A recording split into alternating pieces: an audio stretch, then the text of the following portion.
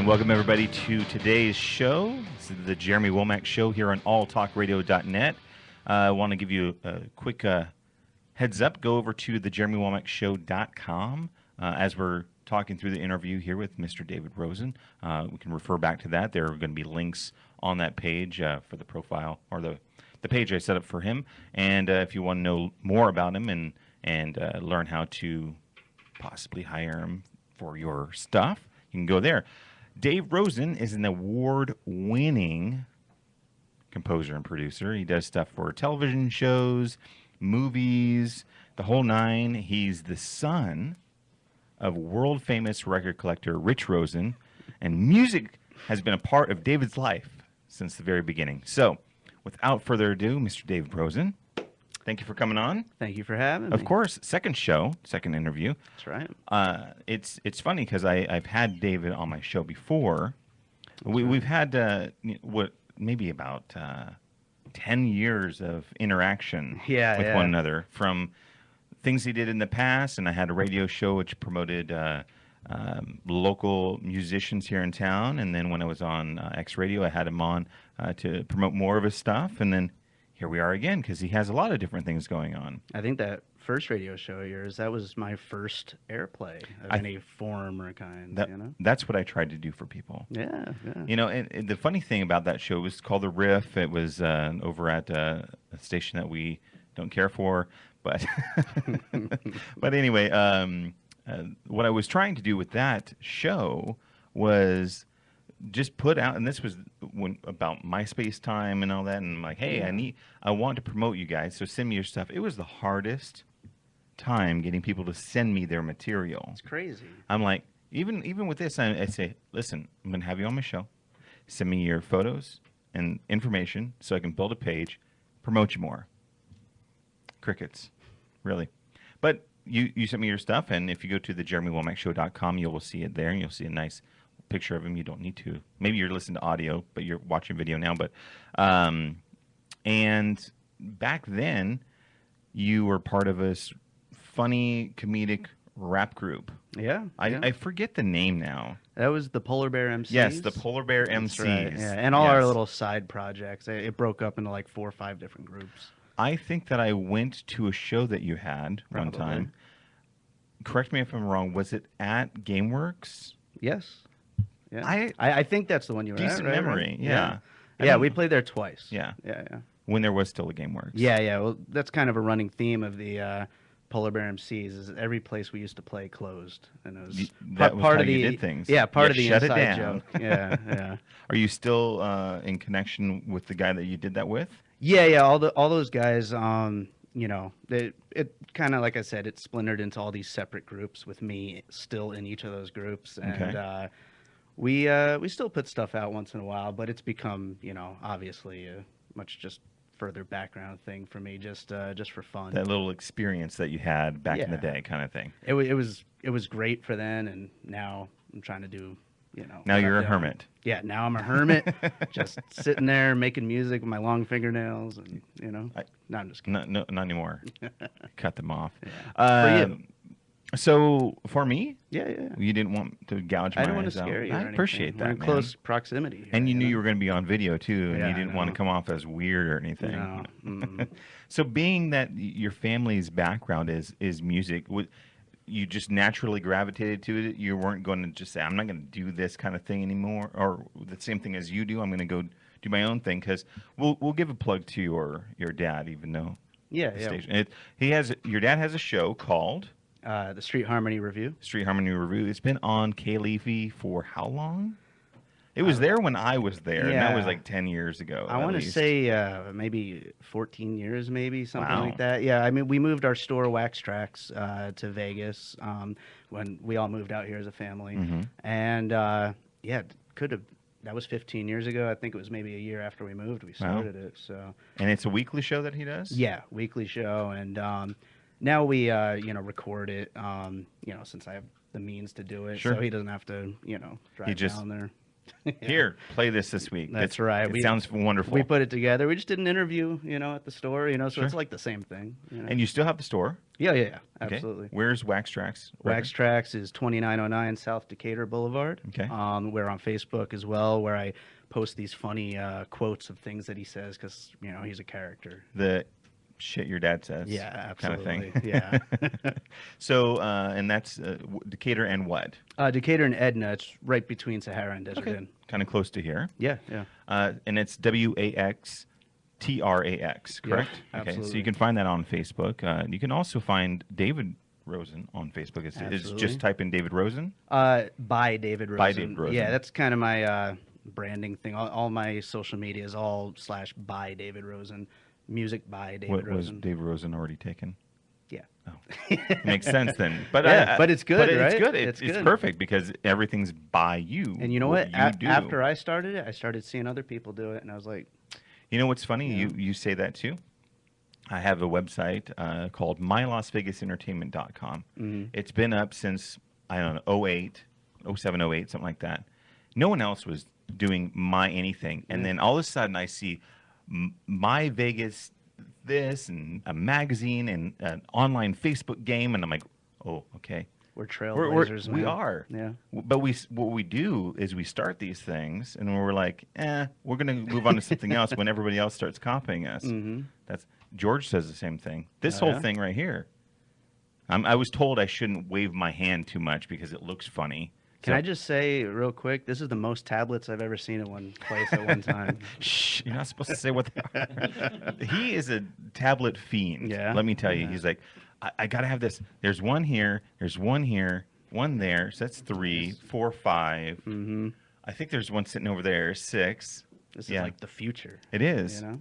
I'm surprised yours is not going. That's Yeah. that's a pretty big phone. Yeah, it's a Note 3. I like it. Yeah. My favorite. Do people laugh when you are holding it to your ear? Absolutely. Well, I don't really answer my phone usually. So No, okay. That's good. Not really holding it up to my ear. You're not doing this. Yeah, oh, no. and there's one right in front of me too. I forgot about I this know, one. yeah. This is a netbook, technically. I see. So yeah. it's not a tablet. Yeah. And it's a good. piece of crap, by the way. it used to run really well, but that's not anymore. So let's go back to Mr. David here. Okay. So if you go to the JeremyWomackShow.com and go to his page at the very bottom, you will see his what would you call it? Your composer reel, right? Yeah.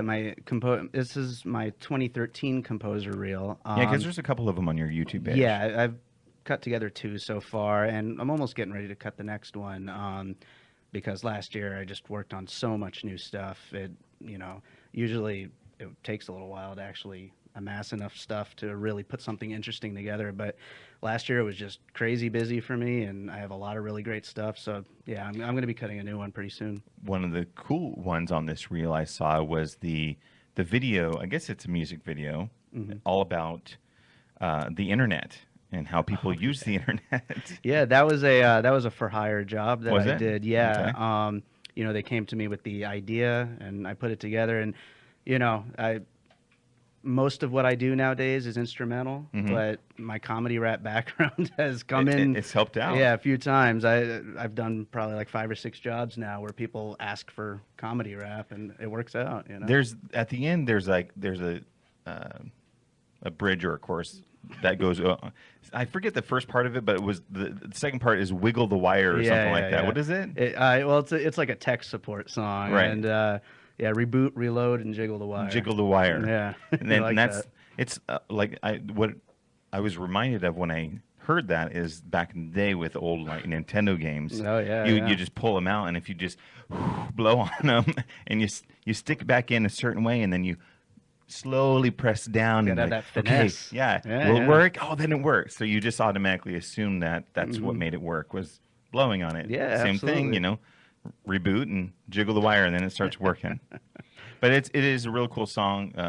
If you like that sort of thing, if you're into computers and tech stuff, it is on that composer reel on the JeremyWomackShow.com. But also you can find out more information about David. You can find out his website address, which is again bydavidrosen.com. That's right.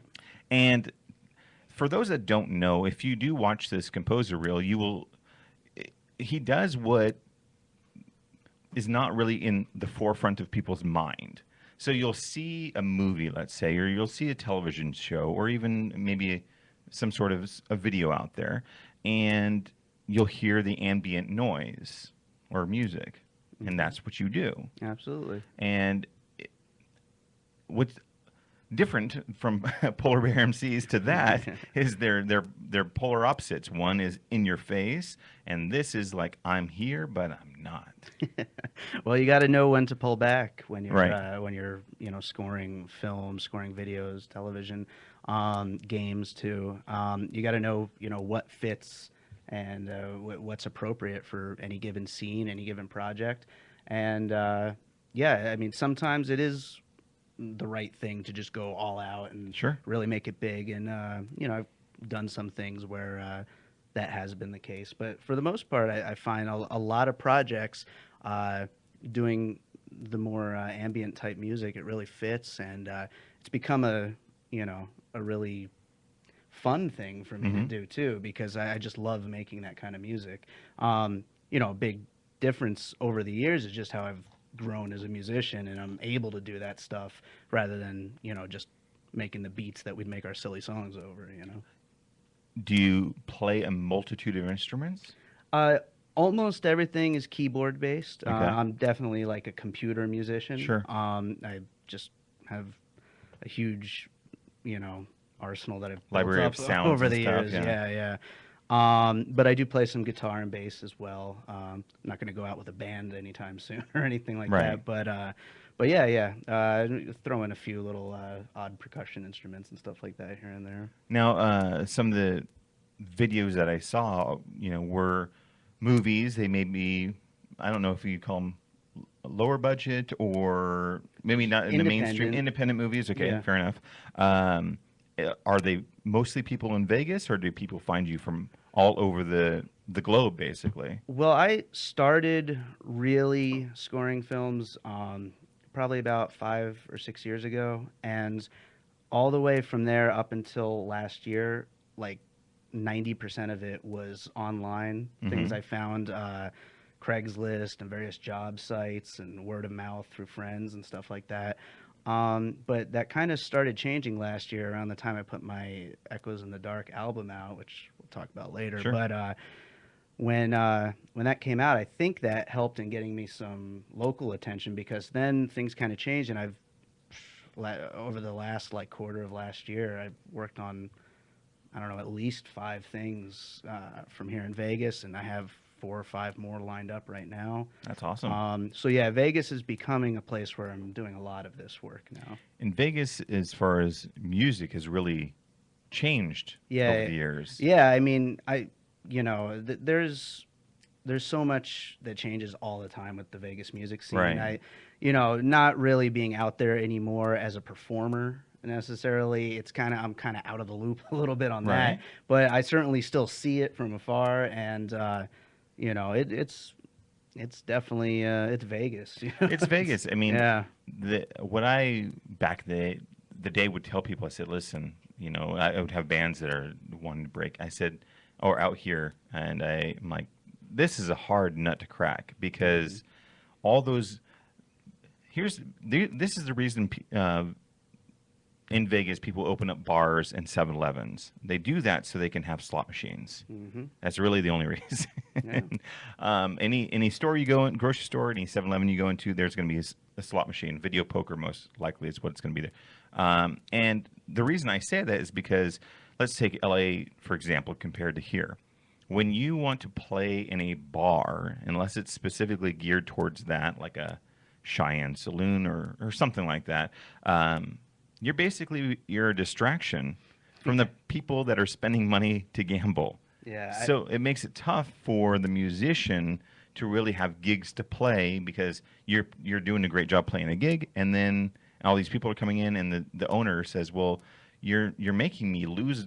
They make the money on the alcohol, but that's not the main reason that they're there. Yeah.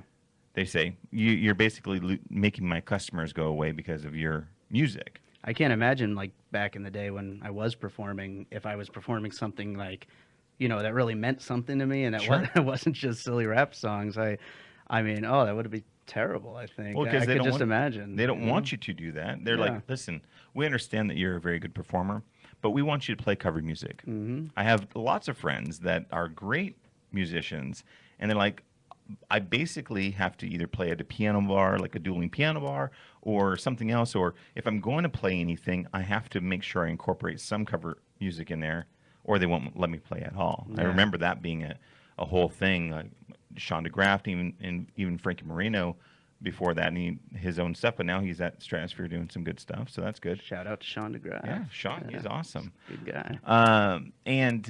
But we've had some good bands come out of here. We've had the Killers come out of here, Panic at the Disco. Now we have Imagine Dragons. So maybe we're gonna get some more publicity. It's possible, and I mean, all the time you're hearing more and better bands, coming out of this town. So, yeah, it's definitely possible. And I don't know if you remember back when you had that show, I also put out a couple local music compilation CDs, the UNLV Polar Bear Club. I remember that compilation. Yeah, I remember that. And I had the same thing with getting bands to submit and all that. It was the hardest thing. We're getting our picture taken. I see. I guess I shouldn't have pointed when he was taking the picture. There you go. All right. George liked it. I saw him do that to Brett, and Brett didn't know what was going on. Taking the picture with a tablet. Tablets everywhere. And you mentioned that it was difficult to get people. And I would ask, I'm like, what's the deal? I even had a P.O. box where people could just send their stuff. It's probably how you sent it to me. And I'm like, what's the problem? No one else is playing your music. No. I'm saying, send it to me. I'm just going to put it on the air and let the chips fall where they may. At least you're going to get some sort of exposure. Yeah. And it was the hardest time just getting people to send stuff in. I'm like, it's a matter of how serious people are. You know? And right now, with the way my music career is going right now, I try to keep just pushing and juggling as many projects as I can and getting as much, exposure as I can, taking as many opportunities as I can. And, not everybody does it. Well, in this day and age, it's much easier than it was back in the day to get more exposure with social media the way it is. And even anybody could come on All Talk Radio and have their own show even, and using that as an outlet to promote themselves. I remember back in the day it's a lot more difficult. Yeah. I'm liking the way it is now. Back in the day, of course, is 10 years. It is 10 years. That's when, we walked uphill both ways. That's right. To go to school. We're sounding like old people, I think. Yeah, it's unfortunate. We should stop that. We should stop sounding like old people. Our hair's going to start falling out, and that would be terrible. Oh, George, sorry. But yesterday, Heather had a great insight for him to grow some hair, so let's hope. That's good. This was with something, clay or something on my head with cinnamon or something. I can't remember. I think you have to.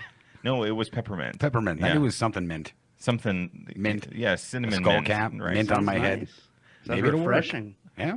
And supposedly it's supposed to make it, the tingling helps it grow. I was thinking that maybe I could save some time and just take my teeth and just brush it and keep going right up over top my head. You could just Get chew the some pepper, gum cinnamon, and just or put some gum on your hair too. Yeah, that's what I'm thinking.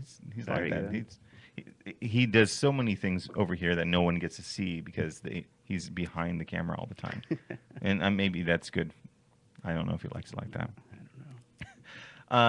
But when watching this composer reel, I was really impressed with all the cool things because, if I'm just watching the video, and I knew if I didn't know what it was listening for, I would have never even paid attention to it. So that's how subtle it is. But if it wasn't there was no, like you said, it has to be a certain way that fits that scene. Otherwise, it doesn't. Well, it's really interesting, getting films to score and getting the original, video files, and then I go back and I watch them over and over again and start playing with ideas. Seeing a film without music it's just so slow. It's so just still. The music really brings out, what is happening. It brings out the emotions of the characters and brings out the story that's trying to be told, and it keeps things moving. And it's really it can sometimes be overlooked, but it's just a very important part of any film or any kind of video project. I just recently did music for a cement commercial. It's like, you don't think about there's someone out there doing music for a cement commercial, but it Now needs you some know music going. there is somebody that does it. Well, Yeah. take us through that process. Tell me a little bit. I want to hear about the music side, but even then, when you're done with that, tell us about the cement commercial. I mean, so you get the video, and take us through that almost like a step by step. What is it that you first have to do? Do you sit there and just ponder what you're seeing, and then you got to go from there, or do they say, we kind of want it to sound like this, can you do that? It goes both ways. It's a project by project thing. Some people will tell me exactly what they were looking for, and I try my best to match, the feel that they were looking for, or maybe some other song that is just kind of a template to go towards. But when I'm given just free reign to do what I think, that I actually like that better, because then I can really just sit down with it, decide what I think that is and be part of that process, which is, it's fun. It's, it's creative, and I just love doing it that way. But yeah, once I do have that direction, set, whether it's their idea or mine, I just start track by track, building some music. Usually started out as some form of a loop, and then just start building from there, and building it to hit all the beats, and building it to keep it moving in the way that it needs to be moving. And when I get there, I send it over. They send back with notes. I send it over again, send back, and until Just it's back finished. and forth. Yeah. So let's say you've got this loop going. It's the same audio kind of over and over again in a scene, and you're like, okay, I need to add this to that section, and okay, that second of the film needs this extra, or bring that back, or something like that. I'm assuming. I've never done it before, but I'm visualizing what's going on. Yeah, you got the idea there, and that's how it works. And you just build it until it's right, until it just feels right.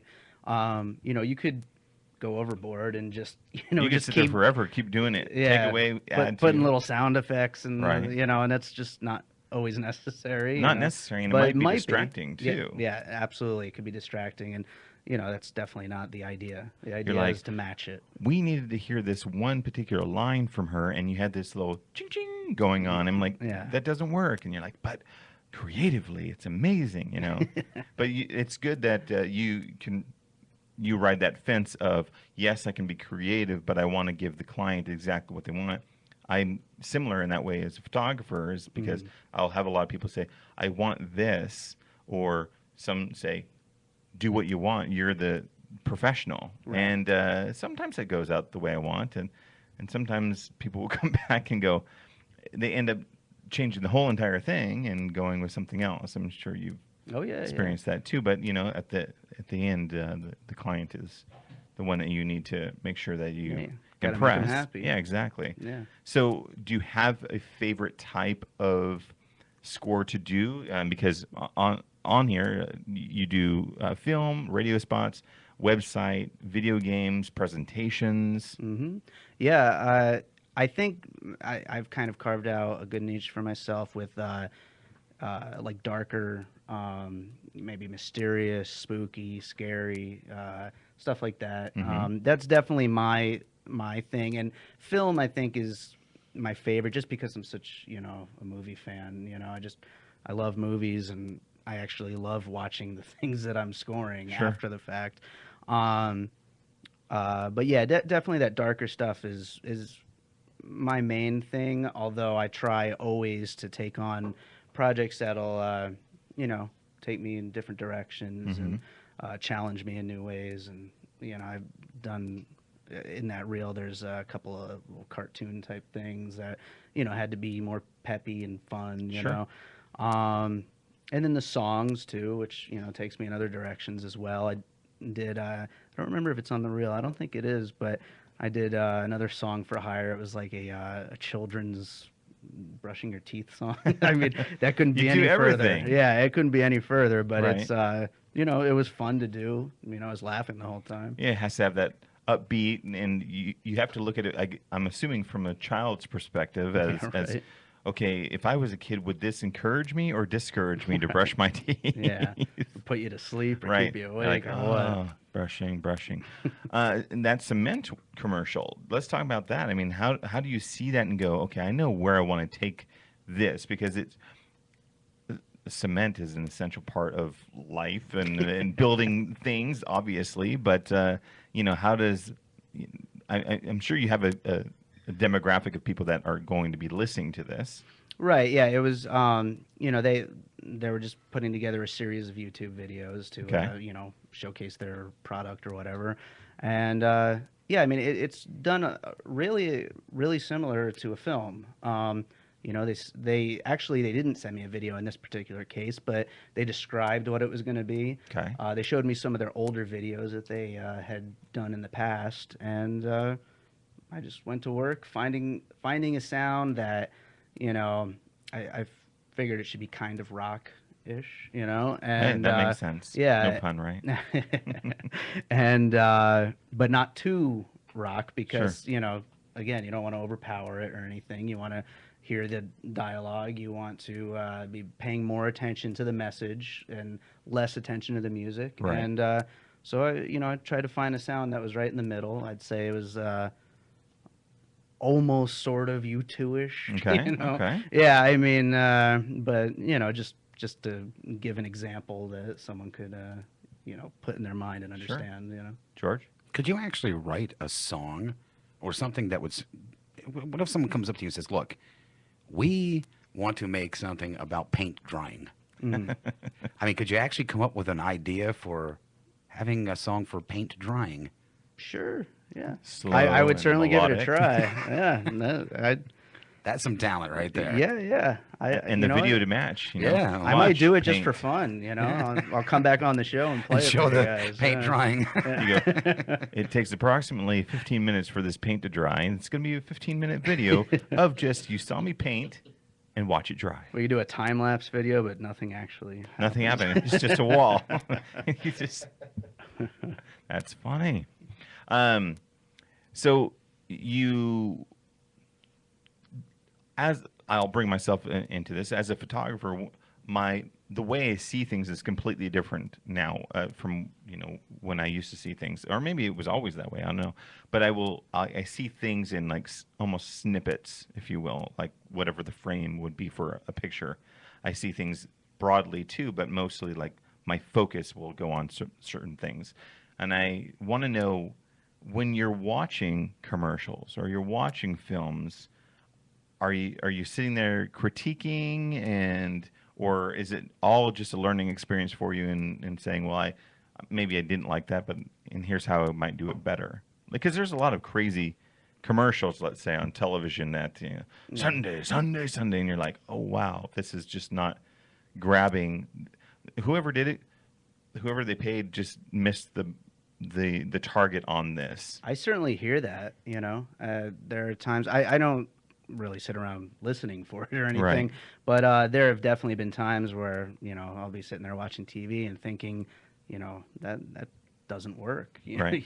but or I'll be thinking, how awesome this music is, or sometimes I'll be thinking, wow, that sounds like something I did, and that's always kind of cool because it's I can put myself in there, but yeah, definitely listening to other artists and other music being used in different situations, it's helpful, because just hearing the different ways that things could be done, it definitely, it's inspiring and, mind opening. Also, I was going to say, I can't think of the name of the conference, but I actually spoke at a photography conference Okay. over at Mandalay Bay.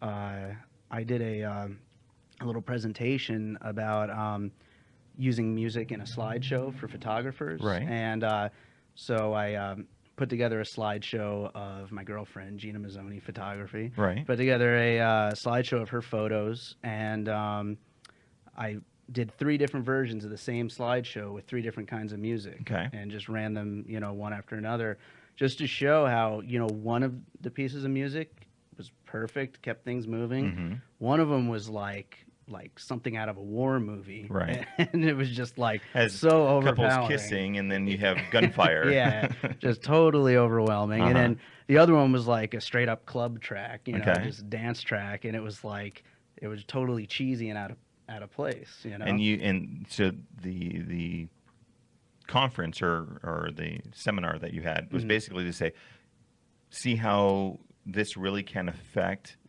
you as a photographer and what you put on your website or whatever.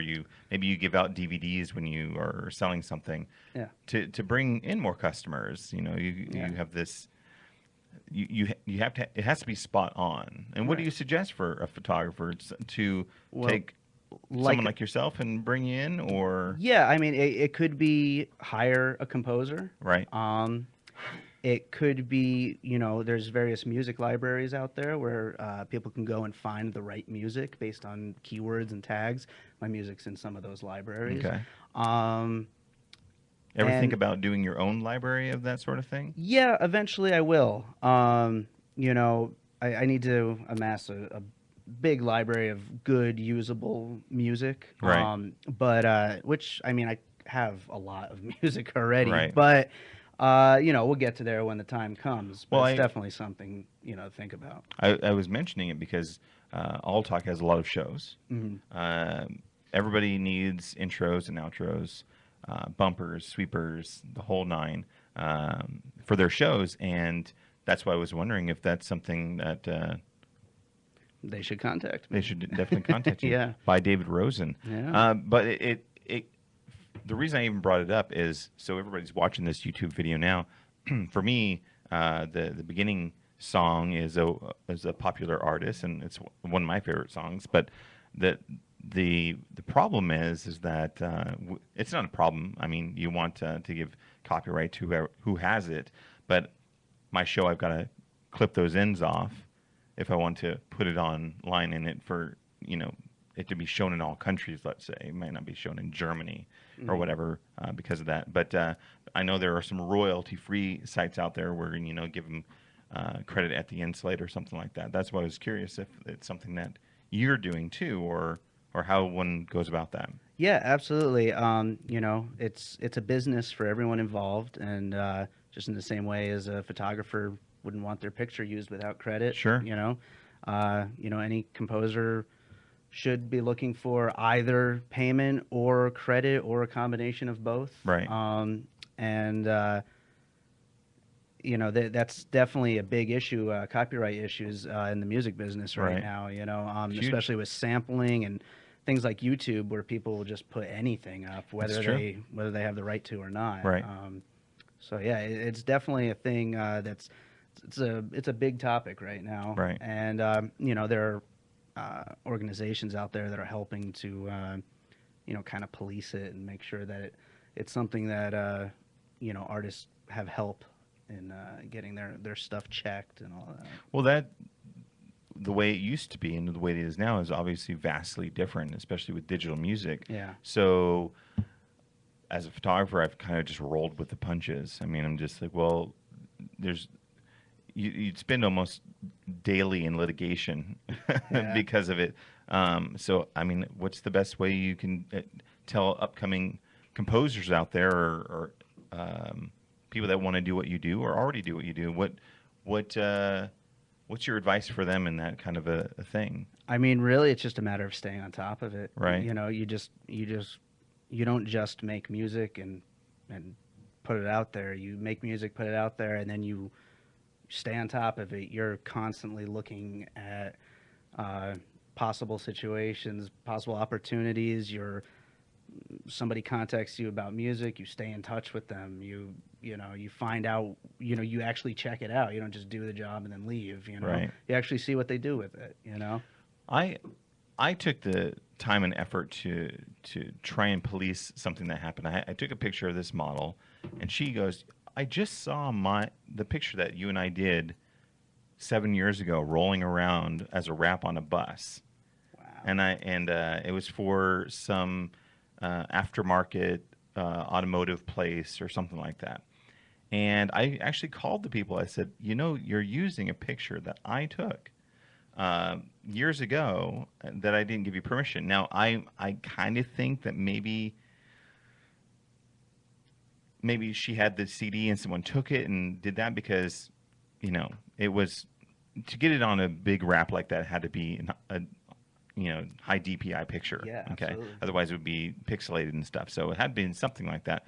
But I called him and I said, I called like 4 or 5 times to have the manager call me back, and nothing ever happened. And then I asked my buddy who does a lot of photography in town and has contributed to my site. I'm like, what do I do about the situation?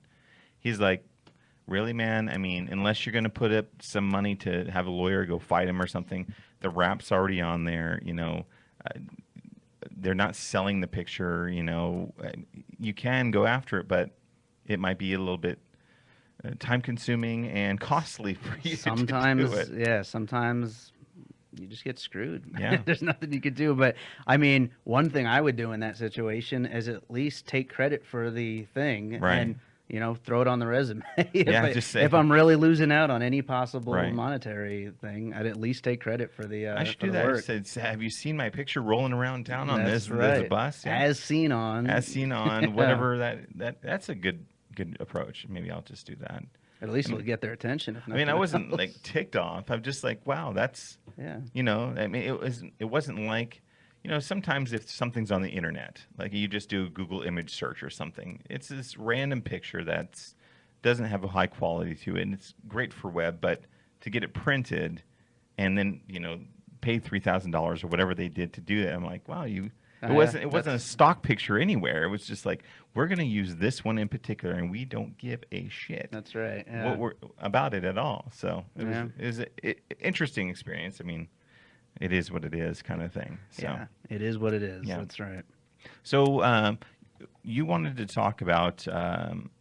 Dave has a lot of stuff that he writes on his blog on his website, bydavidrosen.com, and there was these festivals that you're involved with. Yeah.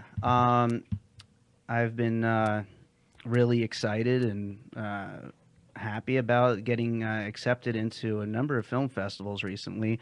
My Byron Bay. Byron Bay in Australia. That's one of them. That's an international film festival. Also, the Berlin Independent Film Festival that just happened a couple of weeks ago. And this is for a music video off my new album, Lights in the Sky. This video was put together with public domain video footage. Okay. Stuff where the copyright no longer applies. It's a good thing that you mentioned that. Yeah, Given what we were just talking about. It's pretty interesting. Sure. I saw a film called President Wolfman at the Polygrind Film Festival Okay. a couple years ago, and it was made completely a full feature-length film out of these public domain videos. Sure. And so, my friend Chad Clinton Freeman runs Polygrind. I talked to him about it. I asked him, where do you get this stuff? It's so cool. I want to do something like that. So he pointed me in the right direction, and I ended up putting this thing together. It ended up winning a couple of awards. It's been in 5 festivals so far. Wow. And it's really exciting. And this video, I'm kind of done with the with the festival push, but my next video will be coming out in the next few weeks probably. It's directed by Douglas Farah of House of Dawn Productions, who's here in Vegas, local production company, and it's a full shoot with actors and a story and the whole thing, and really excited about that one coming out, and I'm going to be pushing that even harder than I pushed the last one.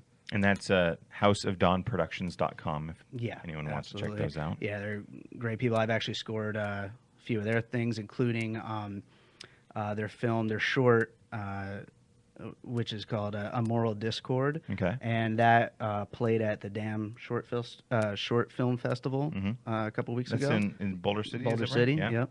It also won an award over at Polygrind. Okay. And yeah, it was a fun project to be a part of. And I'm now scoring their feature film called Finding the Truth, which is almost done filming, I believe. They're, filming right now. And so I'm really looking forward to scoring that when that gets finished up. And you've got this series called The Thing Rules that's been getting a lot of great feedback. So Yeah, absolutely. Tell us about that. This Thing Rules is a It's a review series of music software. Um, it's an opportunity to be in touch with some of the companies that make the software that I use. Okay.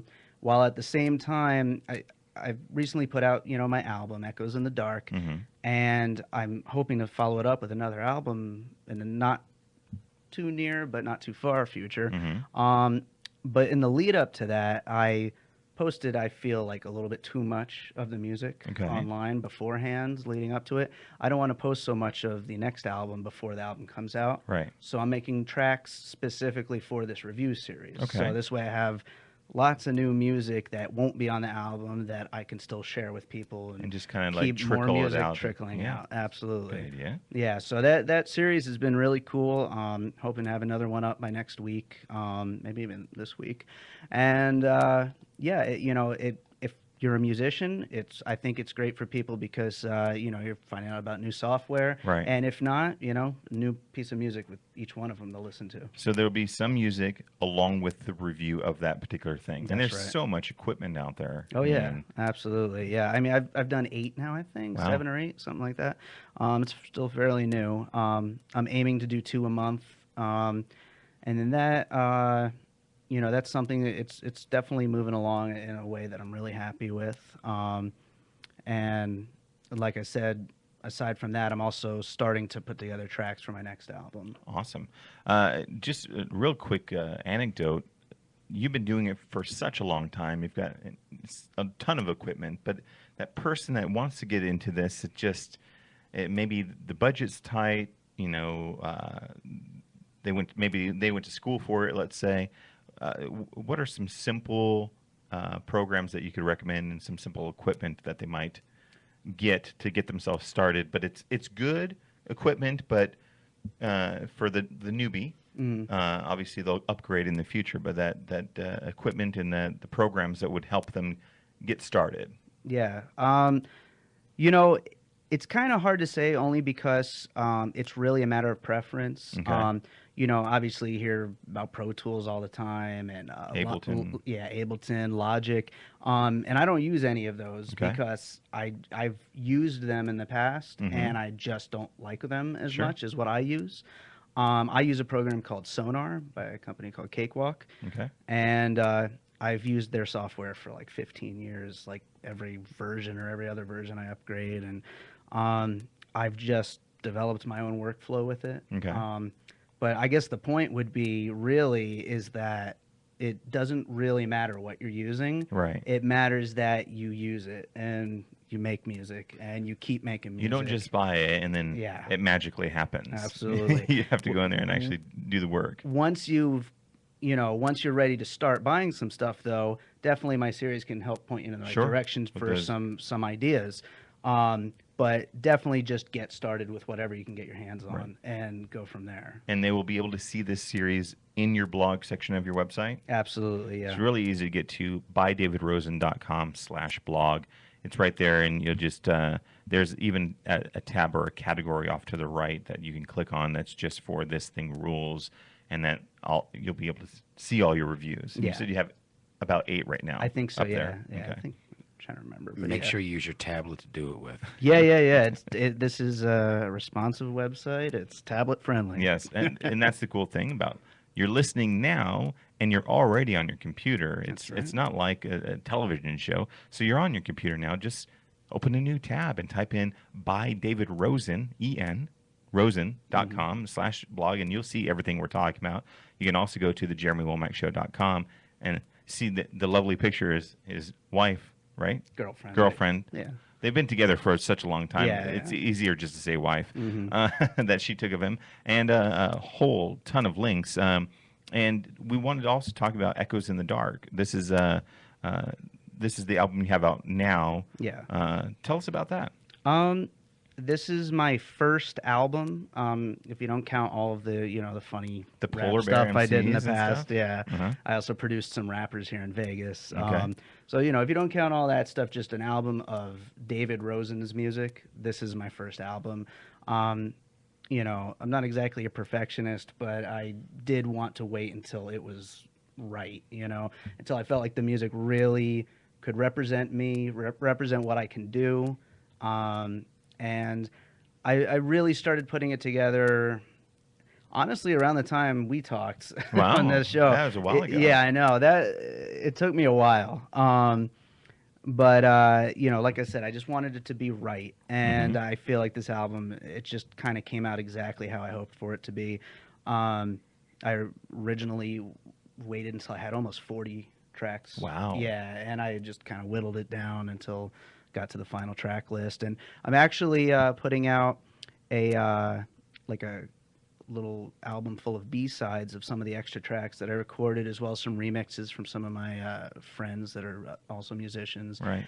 That's going to be a free download for people that buy the album. Okay. And also I'm going to have like a fundraiser thing going on for the next video soon. Nice. So it'll also be one of the perks for that.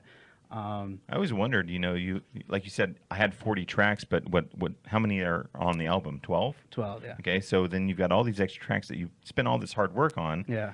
You got to do something with it. It can't just go in the trash. Well, you know, I mean, like a band maybe would just kind of throw them on a disc and Sure. listen to them every once in a while. For me, nothing I make is ever a waste of time because You learn something, I guess. learn something, but also they can become library tracks for me. That's true. That's And true. if something on there You're like, can fit, I already made that. Here. yeah, exactly. So You don't want to tell them that. yeah. Hey, look at that. Well, I don't know. Someone wants to. It's a disco party in here I right don't know now. what's happening. I'm scared a little. It really felt like that. What the heck was that? You know what George did say though? He said this place is haunted. Oh, is it? But I heard someone clicking a light switch. So it must have been though. something out there. I was Weird, like, wow, right? that was strange. So I don't think it's your haunting. thing Well, I that you hope were not. talking But about. remember I said it can happen during the daytime, too. Yes, you did say that. How much time have we got left, by the way? Wow. You're looking at about 5 minutes. Okay, cool. Oh, wow. Because I want to talk about Echoes in the Dark more. So if people want to get the album, all they have to do, they can go to iTunes. It's on Amazon. It's on Bandcamp, CD Baby, and all major digital music stores. Do they just type in Echoes in the Dark? Yeah, it should come up. I've only found one other album ever called that. So It's a good thing you named it that then. You're Yeah. like, I'm going to own this name. good name. But yeah, it's available everywhere. It's also available on those free sites like Spotify, and it'll come up eventually on your Pandora and all that Okay. stuff. How much is the album? The album sells for $10 on most sites. You can get it as a digital download for cheaper on Bandcamp, Okay. which I totally support. Go Sure. for it. Sure. And yeah, this album, like I said, it really shows what I do and what I can do. It's really inspired by a lot of my favorite artists too. Okay. Groups like The Cure, Depeche Mode, Nine Inch Nails, stuff like that. Wow, it's quite those are- diverse. Yeah, those are the groups that I think most influence the sound of the album. Okay. As well as my film score work. Right. Definitely that works its way into a lot of the tracks. And so far, aside from the Lights in the Sky video and the new video, which is called If Only Tonight I Could Sleep, I also did 3 interactive videos, which can be found on the website as well. That's cool. So people are watching it and they'll click on something and Yeah. then There's like psychedelic colors and Really? stuff that You had to interact go with there, how you right? move the mouse. Yeah, you'll have to check it out a little That- later. that is for pretty sure. cool. Yeah, do you is it more of an instrumental album then? all instrumental. All yes. instrumental. Yeah. And is it something that someone could just play and it sounds pretty similar the whole way through, or you're gonna I mean, don't it try definitely- sleeping with it. It definitely has a theme, where it's a little dark. So I'd say, if anything, it's dark the whole way through, Right. pretty much. But it rises and it falls, and it's got the more upbeat tracks and it's got slower tracks, and so it kind of goes, all through the spectrum. Right. Some of it's more organic sounding, some of it's more electronic sounding, just track by track. I've been told by people that it fits all different kinds of activities, from anything from just sitting back and listening to some music to reading to exercise to Wow. everything. So, I mean, for instrumental music, people think of it differently, and they think Right. of uses for it rather than just a band. They think, oh, I just love that album.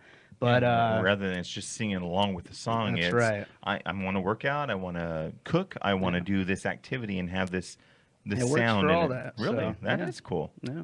Echoes in the Dark. That's right. September 3rd, 2003 is when you released the album. And I brought you a copy of it. I don't know if that's still going. I think it, yeah.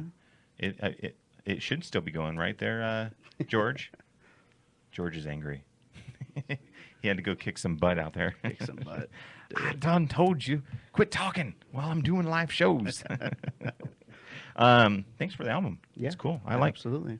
that. Another cool thing about doing a radio show. That's right. Free stuff. That is right. $10 right here, people.